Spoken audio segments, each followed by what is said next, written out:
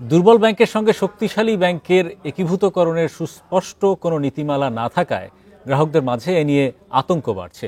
তাই জোর করে একীভূতের কার্যক্রম পরিচালনা করা যাবে না বলে জানিয়েছেন ব্যাংক মালিকদের সংগঠন বিএবির নেতারা।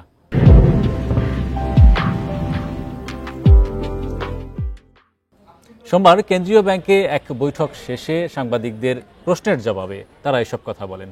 এ সময় বিএবি সভাপতি নজরুল ইসলাম মজুমদার জানান, একীভূতকরণের পুরো ব্যবস্থা নিয়ে গ্রাহক আর ব্যাংকগুলোর কর্মীদের মাঝে শঙ্কা বাড়ছে। ডলারের দরের চলমান ঊর্ধ্বগতি ধীরে ধীরে স্থিতিশীল হয়ে আসবে বলেও আশা করেন ব্যাংক মালিকরা। এ সময় কম খরচে ভালো সেবা দিতে বাংলাদেশ অ্যাসোসিয়েশন অব ব্যাংকসের পক্ষ থেকে দেশে একটি বড় হাসপাতাল স্থাপনের পরিকল্পনার কথা জানানো হয়।